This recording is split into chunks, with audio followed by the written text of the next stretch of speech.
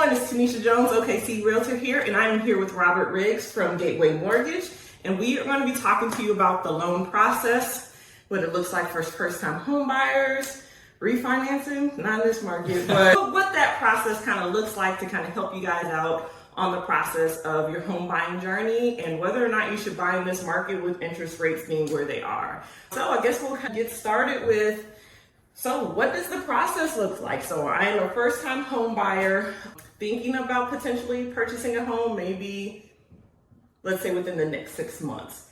What does that look like? Yeah, I think as far as someone purchasing in the next 6 months, a great process is meet with a lender first, right? Preferably find a local lender who's reputable that will give you some time, will give you some of their energy, will go sit down with you, review everything, and make sure that you know your numbers on the purchase. So first step really is always going to be an application. That's where a lender can gather your information. Okay. Go ahead and get 2 years of employment history, Okay. 2 years address history, full credit, and then start structuring some loan options from there that meet any individual client's needs as far as monthly payment and out-of-pocket expense. Okay. So I also just did a video about college graduates. So is that everybody? Is that only for particular mortgage brokerages that if you graduated from college, you have a job, can you use your 2 years of transcripts with everyone to qualify for a loan? Absolutely. Pretty industry standard to be able to use that schooling history as employment history. Okay. Essentially, being in school and going through that process prepares you for the job that you'll have when you get out of college. Okay. And so even if someone just has specific field training for maybe it's a trade job or something along those lines, we could use that schooling as employment history as well. And I know, especially with student debt being a thing that is back now, that people are having to pay, is that a thing that can affect you qualifying for a loan? Is that something that's set off to the side that they don't, like, oh, you know, you have student debt, but we don't factor that into your debt to income ratio? Yeah, so it's a really interesting time as far as student loans. Okay. Some of the repayment is coming back on that's been deferred for the last 3 years. So for the last 3 years, the agency guideline from Fannie Mae, Freddie Mac, FHA, is that, you know, on the scope of a 30-year mortgage, it's safe to say you may have to start paying back student loans at some point. So they gave us calculations and guidance on payments we had to assign to different student loan accounts, even though they were in deferment. Okay. Now that those payments are slowly coming back for some people, we're able to see a payment on a credit report and use those payments. But then there are also some different plans that are out there. There's something called the SAVE plan that I've recently learned about that can take some income-based repayment and some other factors at play and use those for us lenders out there as we work through those debt-to-income ratios for people with student loans. All right, so I kind of jumped ahead with asking another question. So going back, that first-time home buyer, they're thinking about 6 months or so purchasing a home. So I know a lot of people are also in fear of talking to a mortgage lender because, like, oh, it's going to ding my credit. Right. Should I do that? So do you recommend, even if they're not ready to speak with the mortgage lender, is there a soft pull that can happen to kind of see where they are at before they do a hard pull once they're actually ready to purchase a home? Yeah, absolutely. So first to the soft pull, you know, can only speak for my company with Gateway. We don't really have a soft pull option, so we are going to do a hard credit pull for everyone. That does give us the entirety of the scope of the credit history. And to the do we wait or do we pull now question, in my personal opinion, I always want to go ahead and be able to take a look at credit. So often we see people who are hesitant to have that credit pull. Maybe 3 months go by, they find a house, they fall in love. Well, then we pull credit. And sometimes we have to do a little bit of work. Sometimes credit scores maybe don't quite qualify. But we can guide people along through that process. Coach them up, give them some great advice on how to raise those scores to a qualifiable range. But if someone's hesitant up front, then we may lose some time. So in my opinion, while it does, you know, knock a couple scores off or a couple points off your score, they're points that you can regain quickly through the process. And it really puts the lender in a little bit more of an advantageous position to be able to look through those scores, see what's making up the entirety of that report, and then be able to advise and really position someone to be able to make an offer on usually a smaller time frame than if we wait those 3 months to apply because we're hesitant and then may have some repairs that we need to do. For me as a realtor, I'm always looking out for the best interests of my clients. I also give my clients 3 of my favorite mortgage lenders. That way they have options and they don't feel like I'm pushing them in one direction. Maybe they have a better communication style with another agent. Maybe another brokerage has a better first-time home buyers program. Maybe they have better fees. In the long run, the fees are going to be better. And I do that because there is a due diligence period, so that within 30 days of that first initial pull, you can go shop with other mortgage lenders without it affecting your credit score. Correct. Absolutely. That first pull is going to be the one that dings scores, regardless of who it is. But as long as those subsequent credit pulls come from people in the mortgage industry, like you said, Tonisha, within about 30 days, then there's no additional adverse impact to scores. So people are incentivized to do a little bit of that shopping up front and try to have everyone that's going to pull credit pull within a reasonable time frame of each other. Yeah, so I don't say go look at 8 different people, but 3 I think is pretty good, but make sure you're doing it, I would say, within that first week or so, maybe 2 weeks, just to ensure that you have all the facts, you have all the numbers, and you have a person that is actually breaking down the information for you. I love Robert because he is very informative when he is talking to clients. I've had some clients go to them, they weren't ready yet, but they just wanted to know what the process was, and he was able to break that down for them, making sure they understood what that process was going to look like, and then also like, hey, if this is your budget, ask for what you want your mortgage payment to be in. This is probably the home that you can afford, or at least we're going to look at what your mortgage payment is going to be versus what you can totally afford for a home, so we can keep you in track of whatever you wanted to stay with for your budget. Exactly, Tonisha. And I think especially for those first-time home buyers, before you go fall in love with the house, it's so important to talk with a lender. 2 biggest things for people to kind of be mindful of as they're going into the process are, what's a comfortable monthly payment with my personal budget? What's a max monthly payment that we'd be comfortable with? And how much do we have saved up that we're comfortable bringing to the closing table? Those things can kind of all reverse engineer things for a lender to decide, okay, if you want to pay $2,200 a month and you have $40,000 that you can bring to the closing table, this is the price range that you should be working in. And then this is kind of what the monthly payment goal looks like. This is what the cash to close goal looks like. And so it really positions those people before they go out shopping with a realtor to know the range, know that they'll be comfortable with everything in a house in that price range once they get to that closing day and get those keys. Okay. So seeing that we're talking about first-time home buyers, does your company have any like first-time home buyer programs, or do you work with any companies or state agencies that do first-time home buyer programs or assistance? Absolutely. So we have first-time home buyer programs through both Fannie Mae and Freddie Mac, as well as FHA. And then, like you mentioned, the local agencies. We work really closely with a company called REI, as well as OHFA, to provide some great down payment assistance options to first-time home buyers and people buying a second home, third home. So great options out there for both first-time home buyers, subsequent home buyers through state agencies, as well as Gateway Mortgage with our first-time home buyer programs. They can help reduce the mortgage insurance on a loan if it's conventional, can help decrease the down payment that's required there, and some really advantageous things for those first-time home buyers looking to get into a house. And so he just brought up second and third-time home buyers. So when I say first-time home buyers, that does mean a person that has purchased their home for the first time, but also if you have purchased a home and it's been 3 years, if you sell that home and go buy another home again, you qualify for a first-time home buyers program again. So you can continuously use this program to your advantage as long as you qualify for income or whatever the other requirements are. So don't be afraid. If you've already purchased a home, you still can qualify for first-time home buyer programs. Yeah, and that's such an important distinction. If you've owned a home in the past, but it haven't for the last 3 years, then you are now considered a first-time home buyer again. And then also working with some of those other agencies, they may have a stipulation of how long you need to be in that home. So just be aware of that. If you have questions, we can talk a little bit more about that later when you reach out to me or Robert. But another question that I have for you is, what does it look like for the different loan types, like your FHA, your VA, and your conventional loan?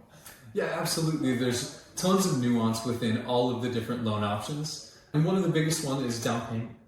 For those veterans, for active duty military people, the VA is great in that it offers 100% financing. veterans don't necessarily have to come up with a down payment for their purchase as long as the debt to income ratio requirements and things like that are met. Yeah. For FHA, 3.5% is the minimum down payment, and FHA this last year has actually lowered their mortgage insurance premium that's set on the file. So different from a conventional loan, FHA has set mortgage insurance. It's either 0.55% or 0.50% based on down payment, which is a great benefit for a lot of buyers out there. People that would have a little bit higher mortgage insurance on a conventional loan can look at an FHA loan knowing that it's set and it's not based on credit. Can you explain what mortgage insurance is? Absolutely. Mortgage insurance is something that's set by the agencies for those that have a little bit less of a down payment. So it's a little bit of a hedge on the back end for those companies to make sure that it's insured against default, essentially is what it is. Okay. And so FHA, 3.5% down always. VA, no money down required, but a veteran can add additional money if they would like. Absolutely. And then conventional, we hear like 20% down if you're going to use that loan. Is that a thing? It is absolutely okay to put 20% down, but gone are the days where 20% is required for a down payment. Like we just talked about some first-time homebuyer loans. There are first-time homebuyer loans that are conventional loans that only require a 3% down payment. So those are great options for people that are looking to get in with a little bit less of an investment than some of the other requirements, especially those that don't have 20%. So that kind of helps put the conventional loans for first-time homebuyers in a similar range to FHA with that 3.5%. Okay. So now for those individuals that are not veterans, and I guess their options are going to be FHA and FHA in a conventional loan, which one would they choose? Is one loan going to be better than the other for a person? What kind of, I guess, leads you down the path for one or the other? That's a great question, and there's so much involved in all of these conversations. And really, when you meet with a lender, you should be asking to see multiple options from any lender that's presenting to you. What was the question again? Sorry. So which one should I use? So if I'm FHA or VA, or not VA, sorry. If I'm FHA or conventional, which loan should I choose? Like it'd be beneficial to use 3% down versus 3.5%, but is there a qualification? What does that look like? Absolutely. So what kind of steers any lender down a given path, whether it be FHA or conventional, is a few reasons. Debt to income ratio being one big one. Okay. FHA has a little bit more of an expanded debt to income ratio ceiling than a conventional loan does. So if someone fits the box for FHA, debt to income ratio wise, it meets their needs on the house and purchase price and everything, then that could be something that steers you towards an FHA loan. Okay. Subsequently, if someone just has amazing credit, then a conventional loan is probably a better option for them. Okay. The mortgage insurance is oftentimes based in large part on credit score. So those people that are looking for a conventional loan that have great credit, it's a great option for them because your mortgage insurance is likely going to be lower than on an FHA loan. Okay. And with FHA, does the mortgage insurance stay with the life of the loan? Because I've heard that, and then I've heard people are like, no, you can have it removed. I know with the conventional, once you reach that 20%, it will fall off. Or if you know that your house has had some increase in value, you've earned some equity, you can have your house reappraised to see if it meets that and then have the mortgage insurance come off of it. Absolutely. I would say kind of the blanket statement for FHA mortgage insurance is that it will be there for the life of the loan. Okay. Most people should kind of have that in their mind as they go into an FHA loan. But there are scenarios where it can be removed based on down payment and some other factors in there. But like you mentioned, refinancing or getting a new assessment of value on the home to look to drop mortgage insurance. As rates start settling at some point in the future, those people who do have that FHA loan and have that mortgage insurance on there, as their property appreciates, may have an opportunity to refinance from an FHA to a conventional loan with no mortgage insurance. Oh, okay, nice. I didn't even know that was an option. Absolutely. Okay. Because we live here in Oklahoma, we have a lot of land here and we have a lot of Native Americans. So can you speak about the USDA loan and then some of the loans that Native Americans can use? Yeah, absolutely. USDA loans, similarly to a VA loan, requires no down payment. They can actually go up just a little bit over 100% on the financing for those. And it's a little bit of an incentive to get people away from the city centers. Like you said, in Oklahoma, we have all of these pockets of land, small towns that qualify for USDA loans. So if you're someone who's looking to be in more of a rural area, that's a great option to explore. Okay. Lessens the down payment impact, and is really a great option for those people who are looking to get further outside the city center. And then, like you mentioned, the Native American loan. It's the FHA HUD Section 184 loan. Okay. And to no surprise, every county in Oklahoma qualifies for the HUD 184 program. It's a 2.25% down payment requirement on the Native American program. And this year they've actually removed the mortgage insurance. So there's no mortgage insurance and a really low barrier to entry as far as down payment percentage with that 2.25% down payment. All right, so anyone that is wanting to utilize that loan, I know some tribes have them go to their office to kind of talk because they can get assistance there. Do they need to show you any proof of their status? How does that work? And can they work in conjunction with their tribe if they have additional things that they can provide to them? Absolutely. So the biggest thing we need is the CDIB card, a Certificate of Degree of Indian Blood card. So that's kind of one of the things that we as a lender would need to make sure that we have access to that Native American program. And then all the tribes are different. Okay. So I always recommend reaching out to your tribe. A lot of information and resources can be found online for each given tribe. Some tribes offer more assistance than others. Some tribes it's needs-based assistance. And some tribes it's not. Some tribes don't really offer much homebuyer assistance. Okay. So something that's a great resource to look out to. Again, most of those tribal websites will have resources for those on there. May have a quick online application. The Native American loan is actually what my wife and I first got on our home. It was a great product for us at the time, and we were able to get a little bit of that assistance from my wife's tribe. Okay. And then I'm VA, so I'm a veteran, so I use the VA loan. So we're familiar with the processes, not only helping clients, but utilizing them ourselves.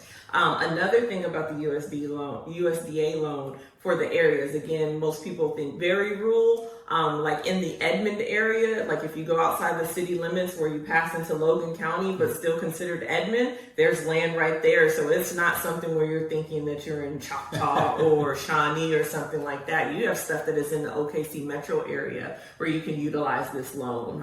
Guthrie, like Jones, especially because it's starting to be built out, or we're developing a little bit more.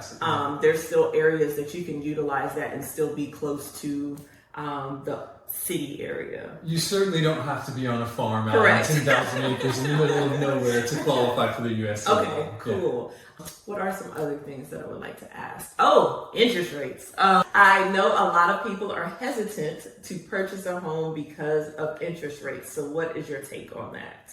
Everyone's situation is different. Okay. Rates are high. That's the elephant in the room for every lender right now. But I think that if you are comfortable with the monthly payment and you have the assets to purchase a home, now can still be a great time to buy, especially in this type of market right now. Some advantages of the market right now are we can get FHA loans through right now. We can get VA loans accepted. Yes. We're seeing plenty of offers be accepted at list price without much appraisal gap and things like that going on right now. So a lot of advantages to the market, even though those rates are high. And a lot of those advantages we'll see slowly fade away as rates do come down. As rates come down, there's more competition for every home. And we'll be in a really competitive environment again for those home buyers. So people that are looking for those first-time homebuyer programs, those lower down payment programs right now, have a really great opportunity to be house hunting right now and until we do see rates start to drop. Right. Also with that, he was saying take advantage. Also, you're able to get concessions. So if you have a seller, maybe you go in at full asking price, you might be able to get your seller to pay for all of your closing costs. You may even get your seller to pay for buy down of points, so your interest rate is a little bit lower. If you have the capabilities, if you're ready and if you're comfortable, I would recommend that you probably purchase a home. It may not even need to be your dream home, but the whole purpose of buying real estate is to kind of leverage that, gain equity, buy another property, and I think that you can do that. Or the metro area, it is expanding by leaps and bounds, and there is no signs of our market crashing or there being a decrease in home values. Actually, they are increasing, and I think it's on a 5.4, 5.8 increase like every year. So purchasing a home right now, I would say probably in a year, it's probably going to increase probably about $20,000, maybe even more, depending on the home that you're looking for. So if you can afford it, think about potentially purchasing and then refinancing when the rates do drop. Yeah, and I think that's an important distinction, Tonisha, is the cost of waiting for some of these things. So many people are waiting for rates to come down. But like you mentioned, if a home is going to appreciate 5% year over year, the house you buy today is worth 5% more a year from now. And that's before factoring in the competition. If rates have lowered a little bit then the competition is going to drive those prices back up. So it's challenging. We're in a tough time, but also knowing that our numbers, they see now in comparison to where we were in the pandemic when people were able to finance a home for 2 and 3%. These numbers are actually normal, right? They've been higher, like they've been 10%. If you talk to some of your grandparents, right, they were like at 18%, which is scary. So the numbers are high, but also know that there are other options that you can utilize to kind of adjust what your payment is going to be. And again, there are programs out there that definitely can assist you and help you. So another question that I know people have about buying a home is, I don't know, I'm gonna cut this part out because I have the question and I just forgot it. Is there anything that you can think of that I didn't touch on? You know, I think buyers right now for the next couple months heading into the holidays have a little bit of a unique opportunity. There are some inconveniences to buying through the holidays, but for those reasons, there's less competition. If you look at historic market trends and data, you'll see that in November and December especially, as we're getting through the holidays, there are fewer transactions each year that are taking place. The height of it's going to be spring and summer.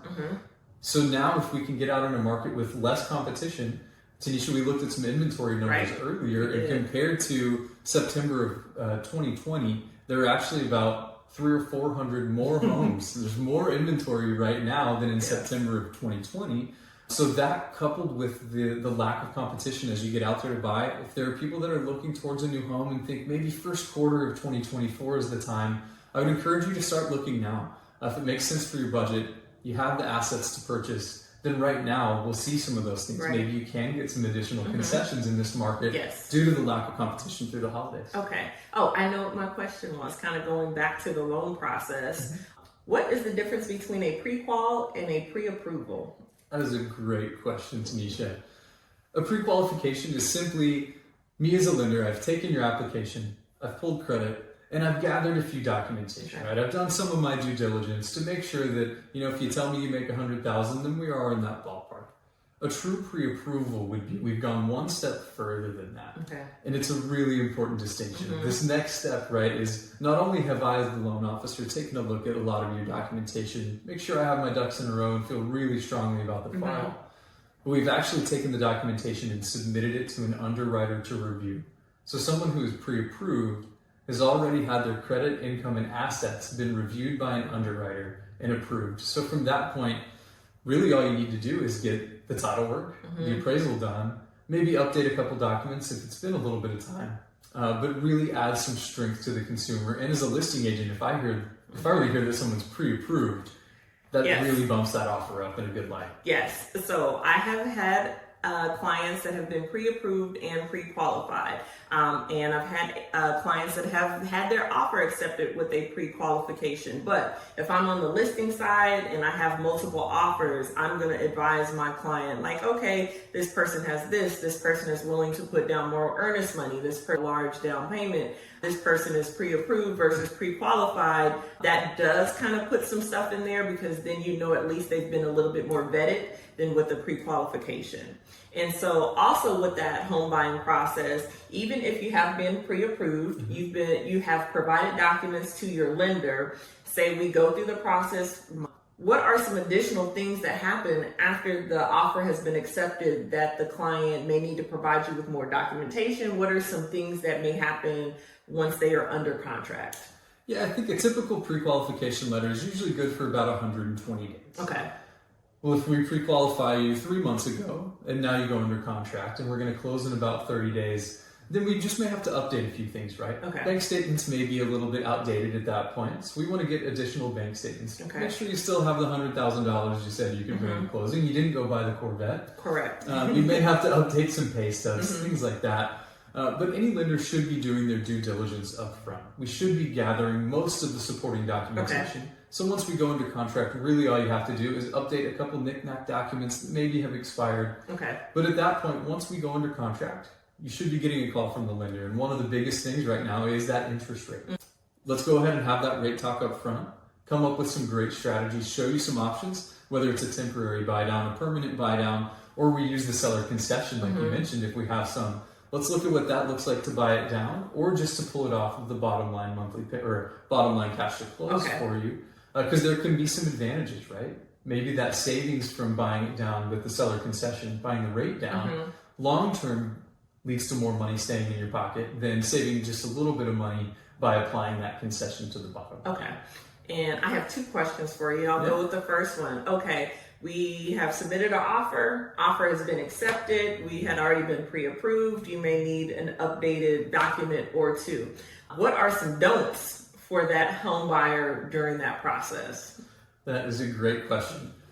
We'll say as soon as you start the pre-qualification process, don't go applying for any new credit. Correct. A big piece of the qualification is that debt to income ratio. So if we add to those monthly liabilities, then conceivably you may not qualify on the back end of it. I know you're excited to get that Home Depot credit card so you can go buy those new appliances for the home that you're going to move into, but that can impact the qualification through the process. Even though you're pre-qualified, even though you're pre-approved, if the scenario changes, it could lead to a change in the qualification. And the reason he said Home Depot, it could be any place. And another reason that is, like, even if you go get pre-approved, you're like, I'm not using this card until we close on our house. Say your limit was $10,000, the lender or underwriters are like, well, they could go in and go max out that credit card today or tomorrow, so they take that into consideration. So that's why we say don't open up any new lines of credit, don't co-sign for anyone, don't buy a truck, don't do any of the stuff out of the norm when you are going through this process, because it could jeopardize you actually purchasing said home. That's exactly right. Job changes. We need to know about things like that. Yes. If you get a raise, we want to celebrate with you. Yes. Right? But do you need to know? So maybe during the home buying process isn't the best time to take on a new job at that point. Things like if you are going to pull from a retirement account or things like that, that can take a little bit of time. So we don't want to wait through the process at that last minute. We want to do that up front in the process to make sure that we aren't waiting on somebody else or a third party at the end of the process. Things like large deposits. If we have some cash, maybe now is not the time to deposit those funds. We do have to go back and document large deposits, and things like that can just lead to a little bit more documentation for the borrower. You're dropping so many pearls that I have additional questions for. So, large deposits, cash. I know a lot of people are buying cash, or you've heard about investors and they're purchasing cash. What does that look like? Because you have to show proof of funds. So what does that look like on your side for what proof of funds means? That's right. So for a conventional loan, a large deposit would be anything that's over 50% of the gross monthly income. Okay. So that, dependent upon your income, can be a pretty significant number there. Okay. On an FHA loan, it's going to be 1% of the loan amount. So if we have a $2,000 loan, then anything that's a deposit of higher than $2,000 would be considered a large deposit. Okay. Now, an ACH deposit from your employer, that's not a large deposit. We can easily document that. Okay. But if it's something that's coming from, maybe all of a sudden you have a $5,000 check that you deposited from mom, maybe it's Christmas, or maybe you got married and you got this gift, then we have to go back and document it to be able to use those funds for closing. You have to source those funds. So you can't take all the money out of your shoebox or your mattress and then go deposit it. We have to know where that money came from. Exactly. Okay. And then another thing that you spoke of is about rate locks. Okay, so maybe you guys don't know, like you get pre-qualified for a loan. At that time, maybe interest rates are at 6.25. What does that look like to lock in a rate? How soon do you lock a rate in once you've gone under contract? And can that change? Are there some protections with interest rate locking? Absolutely. So for the most part, we'll say that we can't lock an interest rate until we have that contract. Okay. Until we know a closing time frame. There, like everything else in the lending world, is some nuance though. Okay. We do have extended rate lock programs where you can go ahead and lock a rate kind of as a hedge against potential rising rates that we've been seeing over the last month and a half for sure. But we can go ahead and lock a rate, and then you have X number of days to go find that perfect home for you. Okay. On the flip side, like I mentioned, most of the time we are locking that rate once we are under contract on a home.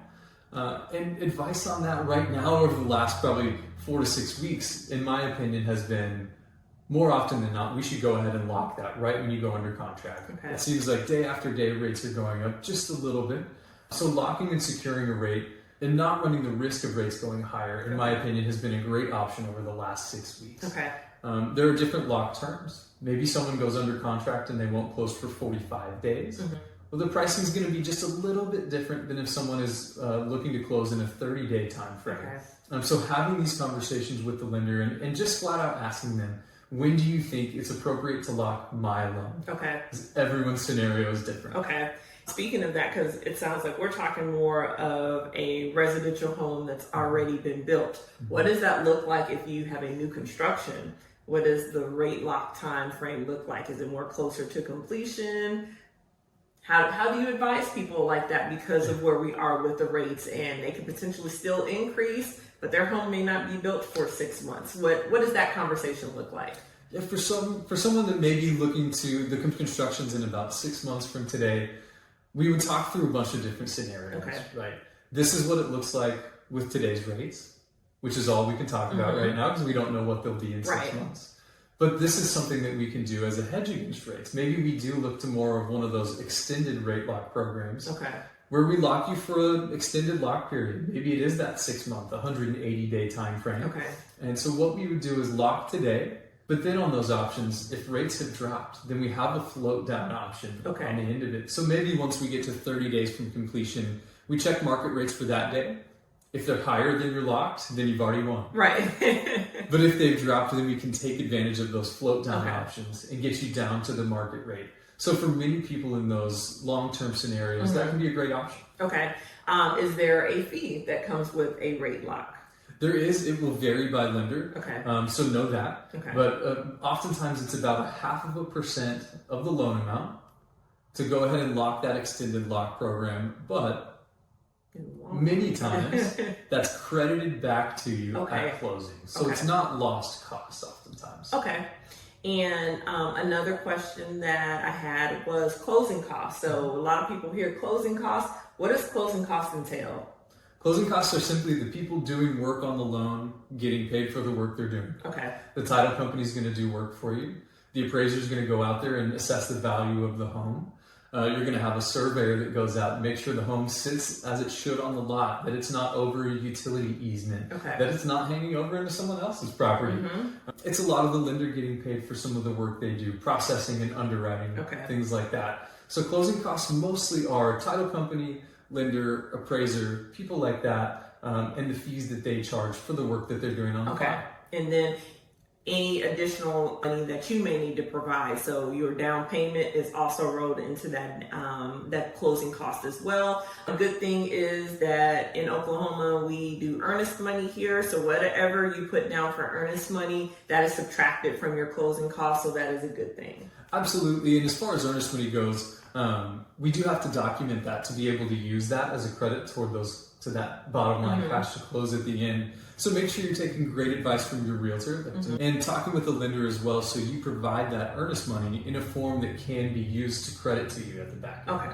We touched on it a little bit, but I just wanted to clarify. So when is there a different time frame that your pre-approval or pre-qualification is good for? Is one good for 30 days? Is one good for 60 days? What's the normal time frame for those? Yeah, pre-qualification letter for us is good for about 120 days. Okay. And then pre-approval, at that point, we're really just updating things along the way. Okay. If a number of months have gone by, at some point, maybe if it's 6 months after the pre-approval, maybe we have to go ahead and re-pull credit because the credit has expired. Okay. So just like the documentation we touched on earlier, just updating some things along the way. Okay. So if you can do about 5 months, maybe with the pre-approval with your company, just depending, maybe? Yeah, I mean, it's just dependent. As long as we're making sure we're updating things along the way, then we'll be okay. We can always kind of, revise things as we go through that pre-approval process. All right, and so lenders are different. Some are 30 days, some are 60 days, some are 90, some are 120. So just depending on the lender that you are going with, but they can also give you some wiggle room if you may not be ready. You just kind of wanted to know where you are with your credit, with how much you'd be pre-approved for. Maybe a few months, maybe your lease is going to be up, and you want to start that process of looking for a home. You do have some leeway with the pre-approval or pre-qual to give you a little bit of time before you start looking for a home, or if you just decide that you want to go find a home, correct? Yeah, that's exactly right. And as long as the scenario isn't changing, right? 6 months go by and you did go buy that Corvette, then we may have to reevaluate some things. Okay, so refinancing. Probably not going to happen right now. I don't think anybody's refinancing from a 2% to a 7%. But in a good world, interest rates have dropped down to 5. You were in a 7. What does that refinancing look like? Yeah, a refinance is simply paying off your current mortgage with a new mortgage at new terms. Okay. I'm going to back you up there, Tonisha. There are some unique cases right now where it may be okay to refinance. Okay. There are so many people right now in the U.S. that have massive amounts of equity in their homes. Okay. With mortgage rates going up, one of the things we're seeing on the other side is the Fed continues to raise rates, or credit card rates going sky high. We're seeing cases where some people are paying 29% interest on their credit cards. So it can sometimes be worth talking to a lender and just seeing what the numbers look like. Okay. There are ways to access that equity. And if someone has a scenario where they can decrease their overall monthly debt obligation by accessing some of their equity to pay down credit cards at 29%, then maybe there are cases where even though their mortgage rate is going to go a little bit higher, their total debt picture each month can be decreasing. It's certainly not something for everyone, but those people that are in a pinch with credit cards and are feeling the strain, especially heading into the holidays, there are unique opportunities. But make sure the lender is really walking you through everything, walking you through the monthly savings, and talking about the best ways to access your equity. Okay. It's not going to be something for everybody. But there are cases where it can make a lot of sense to help decrease that overall debt picture each month. Okay. Well, I hope this was kind of beneficial to you guys, at least kind of get you started of thinking of where you would like to start.